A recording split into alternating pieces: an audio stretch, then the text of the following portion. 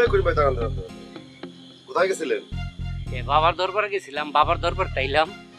এটা তো দেখেই বুঝতে পারতেছি টুপি টুপি লাগায় একবার দরবারে থেকে আসলেন না। আপনি একজন প্রতিবাদী মানুষ, একজন বিচক্ষণ মানুষ। কয়দিন আগে আপনি এই বাবারে নিয়ে অনেক উল্টোপাল্টা কথা বলছেন, আর এর মধ্যেই আপনি মুড়িদ হয়ে গেছেন। ও ভাই মুড়ি দইছি, উপকার পাইছি তাই তো মুড়ি দইছি।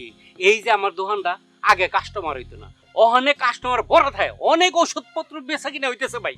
আরে সেটা বাবার জন্য হয় নাই। তাইলে এই যে বাবা যে মানুষের চিকিৎসা করতেছে, বলতেছে যে ওই পুকুরের পানি খাওয়ার জন্য। পুকুরের পানি খেলে রোগ ভালো হয়ে যাবে। হচ্ছেটা কি? সবাই ডায়রিয়া হচ্ছে, আর ডায়রিয়া হওয়ার পর আপনার দোকানে যাচ্ছে স্যালাইন কেনার জন্য।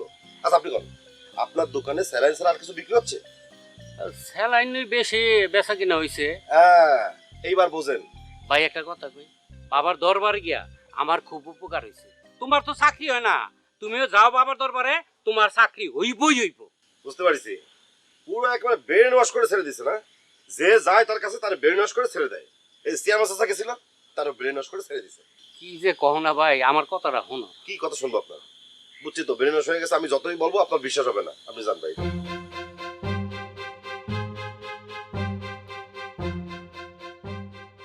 খুব তো বড়াই করলা, চেয়ারম্যান চাচা তোমাকে পক্ষে, আমগো বিপক্ষে। এখন চেয়ারম্যান চাচা কই?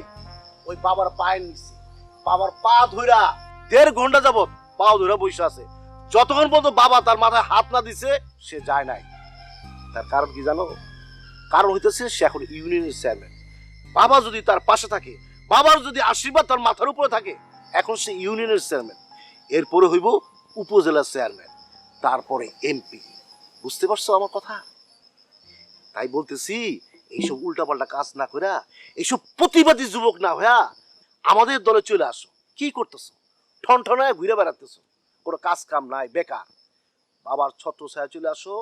বাবার হাত যদি তোমার মাথার উপরে পড়ে, দেখবা তোমার কোনো অভাব নাই। চাকরি ছেলে চাকরি করতে পারবা, ব্যবসা ছেলে ব্যবসা করতে পারবা, যদি বিদেশ যাইতে চাও সেইটাও পারবা।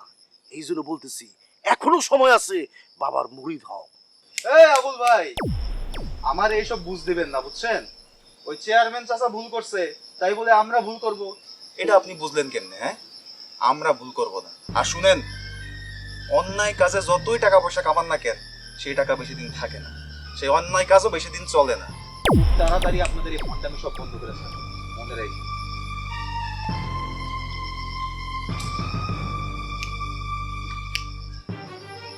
এত কষ্ট করে এখানে একটা আস্তানা করছি, আস্তানা একটা বসা আমাদের ছাড়া আর তো কিছু লোকজন নাই, কিচ্ছু নাই। এটা কিভাবে তুমি চালাইতে চাই বুঝতেছি না। এতগুলো টাকা ইনভেস্টমেন্ট আমার। স্যার, এই এলাকার মানুষজন না অতিরিক্ত চালাক স্যার। এরা বাবাটা বিশ্বাস করে না।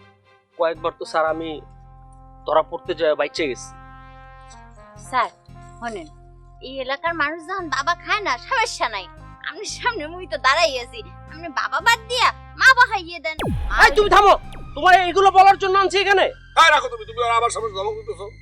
তুমি এসে করছো নাকি আমার? না স্যার, ওইদিকে যাই নাই আমি স্যার। হ্যাঁ, তারপর কি অবস্থা? কি তারপর তো বলো নেক্সট।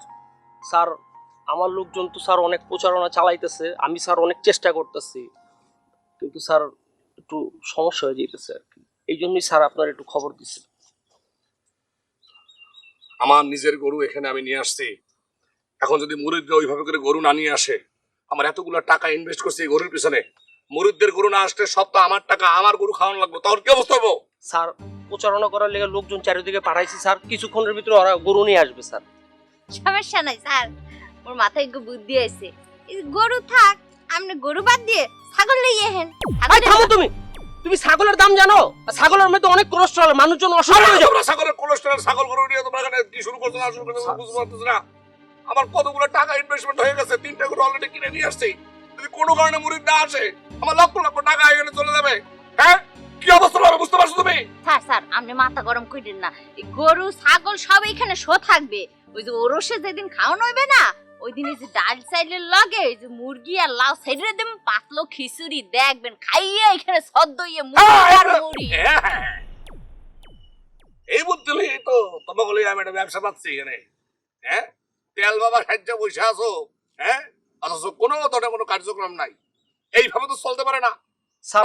আমার স্যার আর একটুখানি আর কোনো সময় নেই, টালি খাতা বাই করো, টালি বাই করো, টালি খাতা স্যার রুমের ভিতরে নিয়ে আসো। জি স্যার। দাও হাত খুলে দাও। আবুল আবুল স্যার স্যার আপনি কে কথা বলি এখন শুনুন ওকে বাদ দেন স্যার বাবা বাদ দিয়ে আপনি মাকে বয়